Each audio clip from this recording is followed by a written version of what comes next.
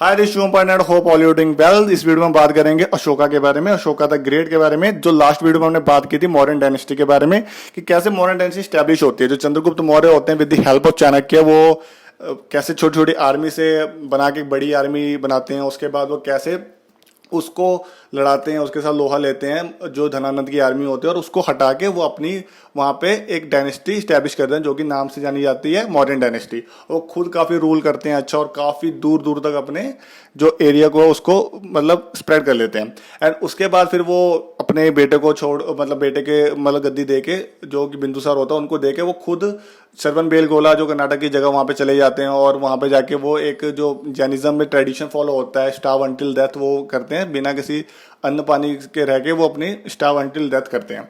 ठीक है, अब ये सब चीजें होती हैं। तो इसके बाद क्या होता है, यहाँ तक सब कुछ सही चल रहा होता है कि आराम से बिंदुसार को अपना मतलब आगे जाके सक्सेसर बना रहे हैं जो उनको लीगली सक्सीड करेगा। देन आफ्टर क्या होता है, अब थोड़ी सी अब याद गई पिछली वीडियो मैंने ये बताया था, जो बिंदुसार होता है, बिंदुसार अच्छा रूल कर रहा होता है। बिंदुसार के रूल के टाइम में एक जगह पे रिवॉल्ट होता है, जो नॉर्थ वेस्ट फ्रंटियर होता है, जो मतलब आज के टाइम में जो पाकिस्तान है, वहां पे रिवॉल्ट होता है। तो उसको सरप्रेस करने के लिए, उसको दबाने के लिए वो अपने सबसे बड़े बेटे को भेजता है जिसका नाम सुशीम होता है। उसको भेजता है तो वो उसको अच्छे से दबा नहीं पाता, सरप्रेस नहीं कर पाता। तो उसके बाद क्या होता है, जो अशोक होता है, जो अशोका देश के ग्रेड के बारे में जब हम पढ़ेंगे, तो वो जाता है और उसको सरप्रेस कर लेता है, अच्छे से उसको दबा देता है। तो उसी टाइम से ये बात स्टार्ट हो जाती है कि जो अशोका है वो मिलिट्री काफी मतलब एक तरह से एफिशिएंट है, वो था भी काफी एफिशिएंट। तो ये होने लग जाती है बातें। तो अब ये होता है कि आफ्टर सक्सेसर कौन बनेगा। तो जो किंग होते हैं बिंदुसार, वो चाहते तो हैं कि मेरा सबसे बड़ा बेटा एज ए सक्सीड करे, ठीक है। पर अशोका क्या होता है, अशोका को पता होता है कि मैं को अगर मैं लीगली चलूं तो मुझे तो मतलब नहीं मिल सकती ये वाली गद्दी पर, लेकिन उसे चाहिए होती है वो गद्दी। तो क्या करता है, अपने जो बाकी के 99 जो उसके ब्रदर्स होते हैं उनको मारता है और खुद जाके उस गद्दी पे अपने आप को देखता है।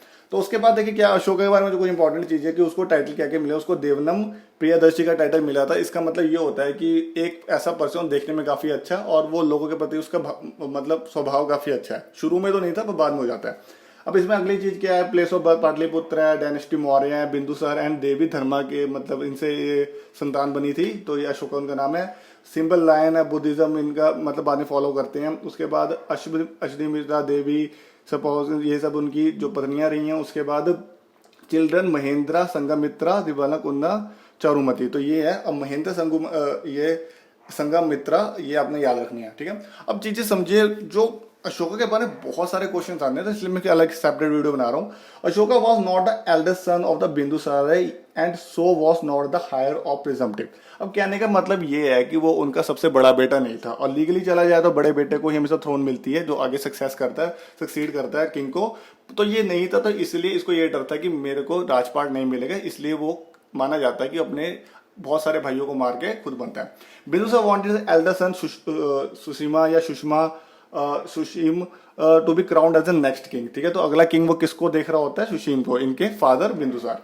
But Ashoka was trained in a military weapon and showed a great skill as an administrator and when he was made the governor of Ujjain. तो जब वो उज्जैन का गवर्नर बना रखा होता है बिंदुसार ने उसको, तो उसी टाइम से ये बहुत अच्छे मिलिट्री में स्किल्स दिखाता है, वेपन्स वगैरह अच्छे से ये मैं चला पाता है। तो वो सब उस टाइम से स्किल होती, तो काफी बातें उठने लग जाती है कि as a good successor of a modern dynasty, क्योंकि मॉडर्न डायनेस्टी बहुत पीक पे रही थी, तो उसका अच्छा सक्सेसर तो ये अशोका को देख रहे थे काफी लोग उस टाइम, उनके जो मंत्री वगैरह होते हैं। उसके बाद क्या कहते हैं, war of succession followed Bindusara death. Bindusara के मरने के बाद अशोका क्या करता है, एक ऐसे किंग के बारे में आता है, ऐसे किंग के तौर पे उभरता है, अपने सारे भाइयों को मार देता है, काफी लोगों से हेल्प लेता है जो मतलब उसके कोर्ट में होते हैं बिंदुसार के, उनसे हेल्प लेके अच्छे से पॉलिटिकली करेक्ट होके वो आ जाता है, थ्रोन पे आ जाता है। उसने ये माना जाता है कि 4 साल तक ये स्ट्रगल की थी अपने थ्रोन पे आने के लिए, अपने भाइयों को मारा, ये किया वो किया, ठीक है। When he became the king, he was said to be the bad tempered, ruthless and very cruel. जब वो किंग बनता है तो ये माना जाता है कि वो बैड टेम्पर्ड था, मतलब बार बार उसको गुस्सा आ जाता, रूथलेस मतलब किसी पे दया दृष्टि नहीं दिखाता, बहुत क्रूअल था, बड़ा एक तरह से कहा जाए तो बड़ा हार्श था, क्रूअल था, लोगों पे कोई भी दया वगैरह नहीं हो उसको वो करता था, बड़े लोगों पे बहुत स्ट्रिक्ट था एक तरह का।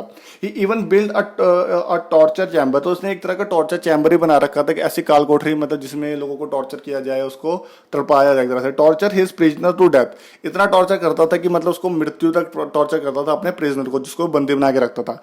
दिस अर्नड हिम द मॉन्कियर चंदा अशोका टाइटल। अब उस यही जो मतलब इसकी जो हरकतें थी, ये जो इसकी हरकतें थी, इसी से इनको एक टाइटल मिलता है जिसका नाम था मोनेकर चंदा अशोक, मतलब ऐसा पर्सन जो बहुत क्रूअल है, ठीक है, क्रूअल अशोक का इनको टाइटल मिलता है। Once he became the king, he started expanding his empire by conquest, and in 9th year of his reign, he waged a war with the Kalinga. अब जैसे ही वो किंग बनता है, मैंने बताया कि वो बहुत अच्छा किंग था, मतलब वेपन्स वगैरह में काफी ट्रेंड था, मिलिट्री वो अच्छे वो मोबिलाइज कर सकता था, उसको रूल कर सकता था, उसको अच्छे से चला सकता था। तो उसने जैसे ही वो एक तरह से किंग बनता है, वो अपना एम्पायर को आगे बढ़ाने लग जाता है, और इतना बड़ा जो कलिंग, जो चंद्रगुप्त मौर्य के टाइम में भी फतेह नहीं हुई, जो क्या कहते हैं बिंदुसार के नाम टाइम पे फतेह, वो ये कलिंग को भी फतेह कर लेता है, और यही सबसे बड़ा टर्निंग पॉइंट होता है इनकी लाइफ में, ठीक है। तो कलिंग वॉर काफी लोगों ने सुना होगा, Kalinga war a battle that change Ashoka forever, ठीक है। ये एक ऐसी बैटल होती है जो अशोका को जड़ से हिला देती है और उसको चेंज कर देती है, ठीक है। कलिंगा वॉर में ये माना जाता है कि उसमें मतलब लाखों या 1.5 लाख तक मतलब पर्सन जख्मी हुए थे, लाख तक पर्सन मर गए थे एक ही बैटल में, और इतनी बड़ी बैटल मतलब बहुत ही कम ऐसी बैटल हुई जिसमें इतनी मतलब ब्लड शेड देखने को मिला है। तो ये सारी चीजें देखते हुए उनका एक हृदय परिवर्तन हो जाता है, और जब वो जीतने के बाद उस एरिया में जाते हैं, तो वहाँ के जो लोग होते हैं, जिनके मतलब जो उनकी मदर्स होती हैं, उनकी सिस्टर वगैरह होते हैं, जो वॉर में लड़े थे, वो कहते हैं आपने इतना कुछ तो कर लिया, पर आपने जीता क्या, मतलब इसके बाद भी आपको मिला क्या, ठीक है। तो यहाँ से इनका धर्म परिवर्तन होता है। ये माना जाता है कि इसी के बाद ये कन्वर्ट हो जाते हैं किसमें, बुद्धिज्म में, ठीक है। तो इसके बारे हम देखते हैं, conversion to the Buddhism. The battle with Kalinga fought in 265 was personally led by Ashoka and he was able to vanquish the Kalingas. तो पहली बात तो ये है कि ये माना जाता है कि कलिंगा का वॉर खुद किसके द्वारा लड़ा गया, अशोका द्वारा, और ये भी माना जाता है कि भाई वो अच्छे से सफल हो गया उसको जीतने के लिए, पर उसके बाद उसको जब ये देखा कि मैंने जीत के पाया क्या, तब वो इसको वो कर देता है। Whole city were destroyed, more and 100,000 people were killed. तो ये माना जाता है कि पूरी सिटी डिस्ट्रॉय हो गई थी, सब जगह खून खून, और ये माना जाता है उस टाइम कलिंग जो आज के टाइम उड़ीसा है, वहां पे एक दया रिवर करके बहती थी, तो वो पूरी रिवर पर कितने दिनों तक खून से लाल ही बहती रही, ठीक है। तो इतना वहां पे खून बहा था, और पूरे सिटी को मतलब एक तरह से डिस्ट्रॉय कर दिया था, इतने लोगों को मार दिया था। तो horrors of war disturb him so much that he decided to shun violence for rest of his life and turn to Buddhism. तो यही उसको इतना शुक वो कर देती है, उसको हिला देती है कि वो क्या करता है कि भाई मेरे को अब कोई वॉर वूर से कुछ लेना देना नहीं है, भाड़ में जाए ये जो मतलब इसका एक्सपेंशन ऑफ माई डायनेस्टी, मेरे को बस अब शांति चाहिए। तो वो क्या करता है, अपनी लाइफ में शांति तलाशने के लिए बुद्धिज्म में कन्वर्ट हो जाता है। Ashoka 13 rock edict describe the Kalinga war. अब देखिए यहाँ पे ना अशोका ने रॉक एडिक्ट्स बनाई है, जो दो पार्ट में डिवाइड है, major rock edict, minor rock edict. तो मेजर रॉक एडिक्ट में तो 14 है टोटल मेजर रॉक एडिक्ट्स। तो उसमें जो 13 वाला है उसमें उसने डिस्क्राइब किया, हर एक रॉक एडिक्ट में उसने कुछ ना कुछ डिस्क्राइब किया, किसी में किस चीज के बारे में बताया, किसी में क्या चीज के बारे में, धर्म के बारे में, अच्छे बारे में, किसी में स्लॉटर नहीं करना हमें, या पेड़ लगाने, या लोगों से कैसे ट्रीट आना है, या क्या तो कहते हैं वो अहिंसा नहीं करनी, मतलब नॉन वायलेंस नहीं करना, अहिंसा, नॉट अहिंसा, अहिंसा, ठीक है। तो ये सारी चीजें तो जो 13 रॉक एडिक्ट है, ये क्वेश्चन आता है किस रॉक एडिक्ट में उसने कलिंगा वॉर को डिस्क्राइब किया है, जो उसको एक तरह से चेंज कर देती है बुद्धिज्म में कन्वर्ट होने के लिए। तो वो किसमें, वो 13 रॉक एडिक्ट में है। चलिए आगे, he now become Dharmashoka the pious king from the Chandra Ashoka. अब चंद्र अशोक हमने पीछे पढ़ा था कि उसका मतलब था क्रूअल अशोक, अब ये बन गया था धर्म अशोक, अब धर्म करने वाला अशोक, ठीक है। अब पॉइस किंग मतलब जो बहुत प्योर हो। In about 290 converted into Buddhism. तो ये माना जाता है कि 263 बीसी में ये कन्वर्ट हो जाते हैं बुद्धिज्म में। मोगलीपुत्र तिस्सा, अब यहाँ पे दो बंदों की यहाँ पे कंट्रोवर्सी है, एक मोगलीपुत्र तिस्सा कहा जाता है और एक उपगुप्त कहा जाता है। ये दो पर्सन है, पर मोस्टली मोगलीपुत्र तिस्सा माना जाता है। Buddhist monk become his mentor, तो इनको गाइड करने वाला कि हाँ भाई तूने इस राह में चलना है, ये करना है, वो करना है। बुद्धिस्ट मॉन्क मतलब उनको मतलब बुद्धिस्ट मॉन्क मिलता है मुगलीपुत्र तिस्सा, इनको गाइड करता है, इनको मेंटोर करता है कि हाँ भाई तूने किस राह में चलना है, धर्म के राह में चलना है, शांति चाहिए तो ये करना पड़ेगा। तो ये कलिंग वॉर को करता है, और ये माना जाता है मुगलीपुत्र तिस्सा बेटा होता है मतलब किसी उस पर्सन का जिसको इन्होंने मारा था, यानी इनका जो भाई होता है, इनके जो इन्होंने for the succession of the throne इन्होंने अपने बहुत सारे भाइयों को मारा था, 99 भाई को मारा था, उसमें से एक भाई का बेटा होता है मुगलीपुत्र तिस्सा। तो वो ये भी उसको पता होता है कि मेरे फादर का ये हथियार है, तभी वो उसको धर्म के रास्ते पे लेके आता है और उनको शांति करता है, ठीक है। Ashok even conducted the third Buddhist council at Pataliputra. हमने ये शुरू से पढ़ते आ रहे हैं कि बुद्धिस्ट काउंसिल बहुत इंपॉर्टेंट है, जो हमने पिछले में पढ़े थे, 2 बुद्धिस्ट काउंसिल हो चुके थे, अब ये थर्ड बुद्धिस्ट काउंसिल क्या होते हैं, ठीक है। तो पहला बुद्धिस्ट काउंसिल कब हुआ था, पहला बुद्धिस्ट काउंसिल हुआ था, उसके बाद सेकंड बुद्धिस्ट काउंसिल हुआ था मतलब काल अशोक के टाइम में, ठीक है। तो ये सारी चीजें बहुत इंपॉर्टेंट है, ओके। उसके बाद Ashok even conducted the third Buddhist council at Pataliputra, Pataliputra में ये करता है under the Moggaliputta Tissa presidency. अब देखिए यहाँ पे जो भी आपकी बुद्धिस्ट काउंसिल हुई थी उसमें एक चेयरपर्सन भी होता है जो उसको हेड करेगा, कि हाँ जो कमेटी को हेड करता है ना, तो वो भी होता है। और एक आपको ये याद उन्हें कहाँ पे हुआ था, किस रूलर के टाइम पे हुआ था और किसने उसको हेड किया था एज ए चेयरपर्सन। ओके, तो ये चीजें, तो मुगलीपुत्र तिस्सा उसको हेड करते हैं, जो बुद्धिस्ट मॉन्क जो उनको कन्वर्ट कराने में हेल्प करते हैं।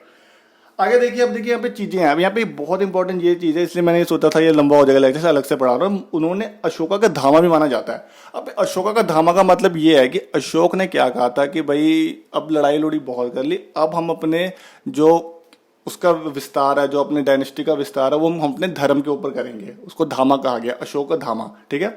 तो उसमें क्या है, Ashok establish the idea of paternal kingship. ये उतना कोई खास नहीं है, ये कह रहा है कि बस पैटर्नल फॉलो होएगी, मतलब कि मतलब जो बेटा होता है या पिता के आगे ही किंग बनेगा, तो ये चीज है। He regarded all his subject as a his children and believe it's king duty to look after the welfare of the subjects. अब ये कह रहा है कि भाई किंग की सबसे बड़ी ड्यूटी यही होती है कि उसके राज्य में जो अलग अलग लोग हैं या उसके जो खुद की संतान वगैरह, उनके बाद जो खुद उनके बेटे वगैरह है, उनके उसका लुक आफ्टर, उनका वेलफेयर देखना कि उनकी किस चीज में भलाई है, क्या चीज करना, तो उसी चीज के लिए प्रति काम करना। Through his edict he said everybody should serve parents, revere teachers and practice ahimsa truthfulness. तो उसने अपने एडिक्ट के द्वारा, एडिक्ट कुछ नहीं था, उन्होंने अलग अलग जगह पे मतलब चीजों को लिखवाया उस लैंग्वेज में कि जो वहां से लोग पढ़ सके और लोगों को मैसेज मिले और आने वाली जो जनरेशन को मैसेज मिले, अलग अलग जगह पे उसने लिखवाया। मतलब तो उसमें ये कहा कि भाई क्या तो कहते हैं कि हमें अपने पेरेंट को सर्व करना चाहिए, उनकी सेवा करनी चाहिए, टीचर को रिस्पेक्ट देनी चाहिए और ऐसी प्रैक्टिस को फॉलो करना चाहिए जो नॉन वायलेंस की प्रैक्टिस है, तो और ट्रूथफुलनेस जो सच्चाई की एक चीज है उसको फॉलो करना चाहिए। He ask everyone to avoid animal slaughter. ये बहुत इंपॉर्टेंट है, आपको अभी एक मेजर रॉक एडिक्ट उसमें मिलेगा। तो इसमें क्या कह रहा है कि हमें अवॉइड करना चाहिए एनिमल स्लॉटर एंड सेक्रीफाइसेस, ठीक है। एनिमल स्लॉटर उस टाइम होता था, या सेक्रीफाइस या धर्म के नाम पे कहा जाता था, बलि जो दी जाती थी, उसको भी हमें बंद करना चाहिए। Expounded human treatment of animal servant and prisoner. ये कह रहे हैं कि जो खराब ट्रीटमेंट हम एनिमल्स के साथ करते हैं, सर्वेंट्स के साथ करते हैं, जो हमारे घर में काम करते हैं, नौकर वगैरह या प्रिजनर के साथ करते हैं, तो उसको भी बंद कर देना चाहिए। पहले ये खुद को एक चेम्बर बना रखा था जहाँ पे ये मतलब प्रिजनर्स को वो करता था, मतलब एक तरह से थर्ड डिग्री देता था, क्या कहते थे उसको, उसको मतलब इनह्यूमन ट्रीट करता था उनको, मतलब टॉर्चर करता था। पर लेकिन हाँ टॉर्चर करता था, तो उसको अब ये क्या कर रहा है, कह रहा है कि भाई उनको अच्छे से प्रिजनर को रखो, उनको इनह्यूमन ट्रीट ना करो। He advocate tolerance towards all religion. ये कह रहा है कि भाई इसने टॉलरेंस टुवर्ड्स ऑल रिलीजन, ये कह रहे हैं कि सारे रिलीजन को सम्मान दो, टॉलरेंस। अब देखिए इनटॉलरेंस और टॉलरेंस का मतलब क्या होता है, जैसे कुछ हमारे शासक हमारे इंडिया में आए जो इनटॉलरेंस की पॉलिसी के साथ आए हैं कि हमारा धर्म सबसे ऊपर है और किसी धर्म को हम रहने नहीं देंगे, उसको मानने नहीं देंगे, उनको कन्वर्ट कर देंगे, और क्या तो कहते हैं उनके अगर कोई भी उनसे धर्म से रिलेटेड हो उनको चीजों को तोड़ दिया जाएगा। जो कुछ मुगल्स के किंग ने भी करवाया था। जो मुगल्स के किंग ने क्या किया था, उन्होंने जैसे सिख रिलीजन के काफी लोगों को टॉर्चर किया गया, उनको जबरदस्ती कहा कि हमारा धर्म अपना लो, तो ये सब हुआ है। तो ये सब सारी चीजें उसने कहा था कि ऐसा कुछ नहीं चलेगा, सारे रिलीजन को इक्वल वो दो, सम्मान दो। He sought conquest through the dharma not the war, ठीक है। तो इसने ये कहा कि भाई हम धर्म के तौर पे, हम एक क्या कहते हैं एक सम्मान के तौर पे या एक धर्म के तौर पे अपने उसका मतलब क्या कहते हैं अपने जो डायनेस्टी है उसका विस्तार करना चाहते हैं, ना कि वॉर करके किसी से लड़के उनको करके। तो इसीलिए क्या करता है, अपने बेटे बेटी को ये श्रीलंका भेजता है, अलग अलग जगहों पे अपने मंत्रियों को भेजता है, मीटिंग्स वगैरह कराता है, ताकि वो अपना विस्तार धर्म के तौर पे आगे बढ़ा सके, ना कि वॉर के तौर पे किसी को मार के, ठीक है। He sent mission abroad to spread the word of Buddha. तो ये अपने अलग अलग जो उसके काफी क्लोज के लोग होते हैं उनको भेजता है, ताकि वो बुद्धा के जो विचार है, उनके जो वर्ड्स है, उनको स्प्रेड करे, आगे उनके विचार को रखे। नोटेबली ही सेंट हिज सन। अब यहाँ पे बहुत इंपॉर्टेंट है, मैंने कहा था कि Mahinda and the daughter Sanghamitra Sri Lanka. तो साइलोन उस टाइम पे श्रीलंका को कहा जाता था, तो वहां पे महिंदा और डॉटर, मतलब महिंदा जो उनका सन होता है और जो डॉटर होती है सुंगमित्रा, इनको भेजते हैं किस क्या करने के लिए, कि अपना बुद्धिस्ट के बारे में, बुद्ध रिलीजन के बारे में आगे अपने वर्ड्स फैलाओ, उनके विचार फैलाओ। और वहां पे जाके जो उनके उस टाइम के किंग होते हैं उन्होंने माना भी था, ये जो साइलोन के किंग होते हैं, श्रीलंका के किंग होते हैं। Most of his edicts were written in Pali. अब पाली लैंग्वेज में मिलेगा, प्राकृत लैंग्वेज मिलेगा, ब्रह्मी लैंग्वेज मिलेगा, कुछ आपको मतलब इंडो ग्रीक लैंग्वेज में भी मिलेगा, तो बहुत सारी लैंग्वेज मिलता है। And written in Kharosthi and Aramaic scripts. There are some edicts written in Greek as well. The language depend on the location. तो बहुत सारी जगहों पे ये पिलर्स वगैरह इनके जो एडिक्ट्स वगैरह थे, रॉक एडिक्ट्स वगैरह, पिलर एडिक्ट्स वगैरह, तो उसमें अलग अलग लैंग्वेज का प्रयोग हुआ है। लैंग्वेज आपको बता दी, पाली, प्राकृत, ब्राह्मी, कोष्टी, अरमिक और कहीं पे ग्रीक भी। तो ये डिपेंड करता था किस तरह के लोकेशन पे, अगर उस लोकेशन पे ग्रीक के लोग हैं तो वहीं पे ग्रीक वाला हो गया, पाकित पाली वगैरह, प्राकृत हो गया, कहीं पे पाली है तो यहाँ पे ये सब चीजें। ठीक है, तो ये सब चीजें। ठीक है, अब source of information Ashoka, Ashoka के बारे में जानने के लिए हमें क्या क्या मिलता है। देखिए, सबसे पहले पूरी जो मॉडर्न डायनेस्टी है उसको जानने के लिए आपको जो पुरातत्व, जो आर्कियोलॉजिक डिपार्टमेंट से जो हमें सोर्स मिले हैं वो भी उसको पढ़ने के लिए काफी हुए। बाकी जो अलग अलग बुक पे लिखे गए थे, इंडिका में चंद्रगुप्त मौर्य के टाइम पे सेल्यूकस ने गेट एम्बेसडर भेजा था, मैग्नेथनीस उसने लिखा, कुछ के टाइम में इसने लिखा, उसने लिखा। तो अलग जगह से जो हमें बुद्धिस्ट टेक्स्ट वगैरह के टाइम में बहुत कुछ लिखा गया, जैनिज्म टेक्स्ट में बहुत कुछ लिखा गया इनके बारे में, तो वहां से हमें जो सोर्स मिला तो ये है। अब इनके बारे में देखिए क्या लिखा, there were two main sources Buddhist source in Ashoka edicts. Ashoka जो इन्होंने खुद बनाई थी उनके बारे में जो इनसे जो पढ़ने को मिला है तो उसके बारे में हम पता कि अशोका ने क्या क्या किया था, किस किस चीजों से वो तंग था, किस किस चीजों से वो खुश था, इसके बारे में बताया। बुद्धिस्ट जो टेक्स्ट है उनके सोर्सेज से मिला है। उसके बाद जेम्स प्रिंसेप, ये बहुत इंपॉर्टेंट पर्सन है। जेम्स प्रिंसेप वो पर्सन था जिसने डिसाइफर किया था। डिसाइफर मतलब कि किसी चीज को समझना, अब डिकोड करना एक तरह से, कि अब जैसे कि ये किस लैंग्वेज में हमें पता नहीं चलता, तो अशोका के जो एडिक्ट्स है उसको डिकोड किया गया था। तो जेम्स डिसाइफर जो ब्रिटिश एंटिक्वेरी था, जो मतलब ब्रिटिश का एक वो था जो पुराने पुरातत्व की चीजों वगैरह को देखता है। ठीक है, तो आर्कियोलॉजी डिपार्टमेंट का था, ये पढ़ते हैं इनके बारे में और पता लगाते हैं क्या किससे कोई ताल्लुकात है कि नहीं। तो अलग अलग चीजों की ये चीजें रखता था ध्यान। तो इसने वो डिपिक्ट किया था कि ये असल में कहना क्या चाहता है उस लैंग्वेज में। ठीक है, उसके बाद Ashokavadana Sanskrit written in the second century, Dipavamsa, Mahavamsa, Sri Lanka Pali chronicles. तो ये बस थोड़ा बहुत याद रख सकते हैं आप कि ये अलग अलग टेक्स्ट वगैरह लिखे गए हैं, कुछ पाली लैंग्वेज, कुछ संस्कृत लैंग्वेज में है, कुछ श्रीलंका की पाली लैंग्वेज में, जो वहाँ के क्रॉनिकल्स है। क्रॉनिकल मतलब वहाँ की वीर गाथाएं, जो पुरानी गाथाएं होती हैं, गथा वगैरह मतलब कथा वगैरह, गथा वगैरह।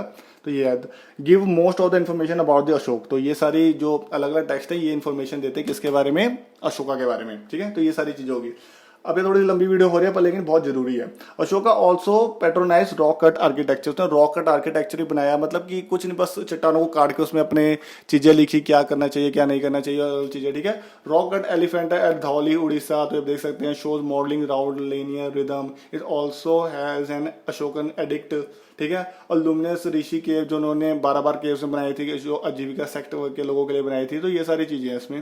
ठीक है, Ashoka patronise is cave from the आजीविका सेक्ट, सभी कर लीजिए सर, आप देख सकते हैं। ठीक है, चैत्य वगैरह, तो ये सारे रॉक एडिक्ट्स के एग्जांपल्स हैं जो अलग अलग इन्होंने कार्ड वगैरह बनाई थी, इस पे रॉक्स वगैरह पे लिखी हुई थी। ठीक है, तो उसके बाद एडिक्ट्स जो आप ये मैप पे अच्छे से समझ सकते हैं। मेजर रॉक एडिक्ट्स जो आपके स्क्वायर में डिफाइन किए गए हैं, उसके बाद पिलर एडिक्ट्स जो आपके ट्रायंगल में है, उसके बाद वाइट स्क्वायर में माइनर रॉक एडिक्ट्स। तो ये सारी चीजें हैं इसमें।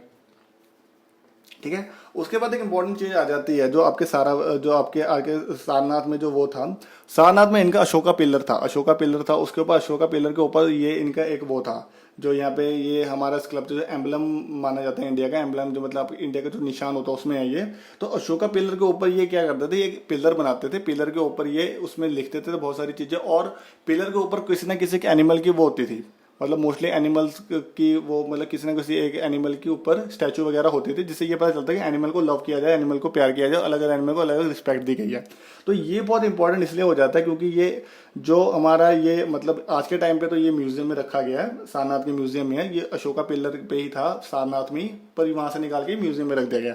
तो यही हमारा इंडिया का एम्बलम है। इसमें देखिए बहुत इंपॉर्टेंट चीज है इसमें। पहली बात तो ये है कि इसमें ये पूछा जाता है कितने लायंस हैं यहाँ पे, तो ये एशियाटिक लॉयंस है। ठीक है, एशियाटिक लॉयंस। तो ये देखने में वैसे 3 लगते हैं पर असल में टोटल 4 हैं। ठीक है, तो ये टोटल इसमें 4 है पर दिखते सिर्फ 3 है एक बारी में, कहीं से भी देखो किसी भी एंगल से।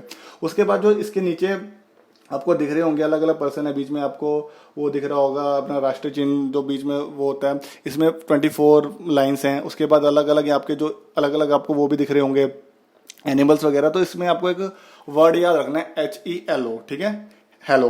H से हॉर्स हो जाएगा, E से एलिफेंट हो जाएगा, L से लॉयन हो जाएगा और O से ऑक्स हो जाएगा, बैल। ठीक है, तो ये सारे इसमें है। ठीक है, हेलो से आप याद रख सकते हैं। तो ये चीजें इसमें करके पूछ लेते हैं। अशोका इंस्क्रिप्शन, अब देखिए रॉक एडिक्ट्स वगैरह जेम्स प्रिंसेप ने ये कर दिया था। उसके बाद ये ज्यादा न जाते हुए उसके मेन चीजें आपको बता देता हूँ। यहाँ पे 3 चीजें बस, ये लास्ट है इस वीडियो का। Pillar edicts, major rock edicts and minor rock edicts. ठीक है, पिलर एडिक्ट्स में अलग अलग पिलर उन्होंने खड़े किए थे, उसके बारे में किसी में स्टैचू लगा रखे हैं, किसमें अलग अलग चीज। तो वो पिलर्स काफी हैवी होते थे, काफी मतलब आयरन के होते थे। तो 2 types of stones were use, spotted white, ये सर आप देख सकते हैं इसमें क्वार्ट्स, क्वार्टाइ टोजाइट का इसमें वो यूज हुआ अमरावती में, तो ये सारा देख सकते हैं, इतना कोई इंपॉर्टेंट नहीं है। All pillars are monolith, monolith मतलब सिंगल स्टोन से बनाए गए हैं, ठीक है, उसमें 2-3 स्टोन्स का काम नहीं है, सिर्फ एक सिंगल स्टोन में बनाए गए हैं। They have been found in different place, अलग अलग जगहों पे मिले हैं, कांधार अफगानिस्तान में मिले हैं, खैबर पख्तूनख्वा के नाम पाकिस्तान उधर मिले, दिल्ली में, वैशाली में, चंपारण बिहार में, सारनाथ में मिला है, इलाहाबाद के अमरावती में मिला, सांची वगैरह में मिला जो आपके मध्य प्रदेश में है, ठीक है। सांची में स्तूपा भी है, बहुत इंपॉर्टेंट याद रखना। उसके बाद देखिए fragments of the same edicts are found in different places, तो एक ही के अलग अलग जो हिस्से हैं वो अलग अलग जगहों पे, बहुत जगहों पे मिले हैं। Many pillars as high as, अब कुछ कुछ पिलर 50-50 फुट के भी हाई हैं, और कुछ कुछ का जो वेट है वो कितना है, 50 टन्स वेट है। उसके बाद क्या था, pillar despite the animals such as, मैंने बताया इसमें अलग अलग एनिमल्स के बारे में बताया, जिसमें एलिफेंट है, लॉयंस है, व्हील्स वगैरह मतलब चक्कर वगैरह उसके अंदर, उसके लोटस वगैरह जो हमारे कमल के फूल हैं उन सबको दिखाया है कि ये सब बताओ। तो ये सारी चीज़ें हम अभी आगे सारी चीज़ें हम देखेंगे, which all significant the simple of Buddhism, ठीक है। तो ये सारी किस चीज़ क्या है, अब यहाँ पे समझिए। अब पिलर जो है हमारे पिलर एडिक्ट्स है वो 7 पिलर एडिक्ट्स हुए हैं, ठीक है। Ashoka principle of protecting his people, पहले पिलर एडिक्ट में ये है। दूसरे में धम्मा के बारे में बताया कि कैसे धर्म से वो हो सकता है। Avoiding practice of cruelty, seen cruelty मतलब किसी पे मतलब एक तरह से जुर्म करना, मतलब किसी तरह पे उस पर क्रुएलिटी दिखाना। सिन मतलब जुर्म करना, कोई ऐसा पाप करना। हार्शनेस मतलब किसी पे एक तरह से हार्शनेस मतलब एक तरह से उसको वो करना, हार्श सिचुएशन से मतलब उस पर एक तरह शक्ति ना दिखाते हुए। प्राइड मतलब pride and anger among his subject, तो ये चीज़ों के बारे में बात की हम थर्ड पिलर एडिक्ट में। उसके बाद 4th पिलर एडिक्ट में रिस्पॉन्सिबिलिटी ऑफ राजू कास्ट, जो एक वो होते हैं राज करने वाले, तो उनके क्या रिस्पॉन्सिबिलिटी है। उसके बाद 5th पिलर एडिक्ट में list of animal bird should not be killed on a certain days, कुछ एक नियमित दिनों पे कुछ एनिमल्स या बर्ड्स को ना मारना। Another list which mention animals should never be killed, और अनदर एक और लिस्ट है जिसमें ये बताया कि कुछ एनिमल्स को कभी नहीं मारना चाहिए। धामा पॉलिसी ऑफ स्टेट की, एक धामा पॉलिसी क्या होनी चाहिए, धर्मा की पॉलिसी क्या होनी चाहिए कि स्टेट्स की वो अच्छा रूल करने के लिए, अपने लोगों को खुश रखने के लिए। अशोका वर्क फॉर फुलफिलिंग धमास, ठीक है। अशोका के क्या वर्क, उन्होंने क्या क्या काम किए फुलफिलिंग, ताकि लोगों को इससे एक तरह से इंस्पिरेशन मिले। टॉलरेंस ऑफ ऑल सेक्ट्स, अलग अलग सेक्ट्स में अलग अलग धर्मों को अलग से वो करना। अब अशोका इंस्क्रिप्शन डिटेल, अब जैसे कि ये रॉक एडिक्ट्स ये हैं जो हमारे 14 रॉक एडिक्ट्स हैं, ये बहुत इंपॉर्टेंट है। तो पहले बारे में इसने क्या लिखा, प्रोहिबिट एनिमल स्लॉटर, ठीक है। एनिमल स्लॉटर को प्रोहिबिट कर दिया था, इसको खत्म कर दिया था। एंड बैन्स फेस्टिव गैदरिंग्स, और जो हम उसमें फेस्टिवल में जो हम इकट्ठा होते हैं उसको भी उन्होंने बंद कर दिया था। Care for man and animal, mention the Pandyas, Satyaputras and Keralaputras of south इसमें। केयर ऑफ मैन एनिमल मतलब लोगों को भी इज्जत बख्शो, एनिमल्स को भी इज्जत बख्शो, तो ये सारी चीजें हैं। उसके बाद जनरोसिटी टू द ब्राह्मीन्स, अलग अलग जो आपके टाइम में जो मतलब जो आपके होते हैं Brahmins, Yuktas, Pradeshika, Rajukas would be few 5 year different parts of his empire spread dhamma, तो अलग उनको इज्जत दी जाए ताकि वो अलग अलग जाके अपने अलग अलग जगहों पे अलग अलग एरिया में इस धर्मा के बारे में प्रचार करें। तो ये सारी चीजें इसमें बता रखी है, इतना कोई मैं कहा बोरिंग वही है, पर लेकिन आपको बता देता हूँ, खत्म कर देते हैं एक बार में। धम्मा घोषा the sound of Dhama over ये बिहारी घोषा मतलब साउंड ऑफ वॉर में ये कहना है कि धर्म बड़ा है, धर्म से आप एक दूसरे से मतलब वो बना सकते हो, मतलब एक दूसरे से मिल सकते, मिल मिलाव बना सकते हो, अपना एक्सपेंड कर सकते हो एम्पायर जो कि बड़ा है, किससे, अगर आप वॉर से करते हो, ठीक है। तो ये कह रहे हैं कि प्यार बड़ा है किसी लड़ाई वगैरह से। तो इसमें ये कहना मतलब ये about the Dharma Mantra talking about the treating slave rights, मतलब स्लेव उस टाइम स्लेव्स दास प्रथा बहुत थी कि लोगों को स्लेव बनाया जाता था, तो उनके भी कुछ राइट्स वगैरह देने उनको, क्या उनको थोड़े बहुत उनके अधिकार है, इसके बारे में बताया। ये अलग अलग चीज बताए हैं, हर एक रॉक एडिक्ट्स के बारे में अलग अलग चीज बताई कि उसमें किसके बारे में डिस्क्राइब किया। तो ये मेन है, तो यही आपको थोड़ा बहुत क्वेश्चन पूछ लेता कभी कभी कि इस रॉक एडिक्ट में क्या बताया। King desire to know about his people condition, इसमें बताया कि कैसे वो लोगों के बारे में अच्छा कर सकता है और उनके लोगों की क्या डिमांड वगैरह है। उसके बाद आपका जो 7th रॉक एडिक्ट उसमें टॉलरेंस ऑफ ऑल रिलीजन के बारे में बताया कि अब ये पूछ लेगा कि 7th रॉक एडिक्ट में क्या है, या पूछ लेगा कि टॉलरेंस ऑफ ऑल रिलीजन किस उसमें है, तो आप कहोगे 7th में, ठीक है। 7 मेजर रॉक एडिक्ट। उसके बाद 8th में Ashoka first visit to the Bodh Gaya, बोध गया में ही बहुत इंपॉर्टेंट है। बोध गया में बौद्ध ट्री जिसके नीचे क्या हुआ था, बुद्ध मतलब गौतम बुद्ध को वो मिला था एनलाइटमेंट। उसके बगला क्या, कॉन्डेम्स पॉपुलर सेरेमनी, जो पहले सेरेमनी से अलग अलग सेरेमनी अलग अलग समारोह होते थे उसको इन्होंने वो कर दिया, कंडेम्स कर दिया, मतलब इसको माना नहीं, हटा दिया। उसके बाद disapprove the individual desire of fame and glory and stress on the dhamma, ये कहा कि भाई अलग अलग जो लोग मोह माया को के पीछे भागते उसको छोड़ के हमें धर्मा के पीछे भागना चाहिए। लैबरेट्स ऑफ धमा, तो धमा को उन्होंने लैबरेट किया अच्छे तरीके से। Tolerance of all religion and sect भी इन्होंने फिर से बताया अपने क्या कहते हैं 12th रॉक एडिट। और उसके बाद जो बहुत इंपॉर्टेंट होता है वो 13 रॉक एडिट, इसमें इन्होंने अपने कलिंगा वॉर के बारे में बताया, ठीक है, और अलग अलग वॉर के बारे में बताया जो इनका ग्रीक के साथ हुआ था, इजिप्ट के साथ हुआ था, ये सारा कुछ, ठीक है। उसके बाद आगे गया engraving the inscription install in various part of country, अलग अलग पार्ट में जो उनके अलग अलग इंस्क्रिप्शन के बारे में बताया। तो ये मेन इसमें रहता है। बाकी माइनर रॉक एडिक्स वगैरह यहाँ पे फैले हैं, आप देख सकते हैं, मक्षी, ब्रह्मगिरा कर्नाटका, गुजरा, एमपी, नेतूर, ये आंध्र प्रदेश वगैरह यहाँ पे फैला हुआ है, ठीक है, 15 रॉक एडिक्स। उसके बाद अब ये भी थोड़ा बस लास्ट में बताता हूँ, language use in the Ashoka inscription, पीछे ही बात की थी अलग अलग, जैसे कि उसमें प्राकृत, क्रोस्टी लैंग्वेज यूज हुई है, वो मेजर रॉक एडिट में जो मोस्टली यूज हुई है, ग्रीक, अरमेक, ये सारी यूज हुई है, ठीक है। तो ये अलग अलग जगहों पे जिस एरिया का वहाँ पे इन्फ्लुएंस है वो वाली लैंग्वेज यहाँ पे यूज हुई है।